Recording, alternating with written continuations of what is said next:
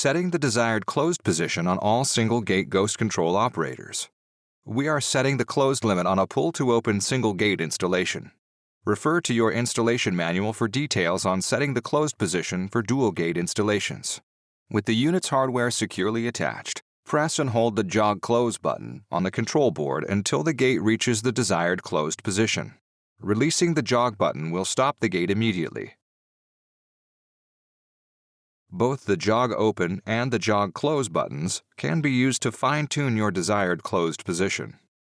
Once your gate is in the desired closed position, press and hold the first set button until you hear a beep, and release.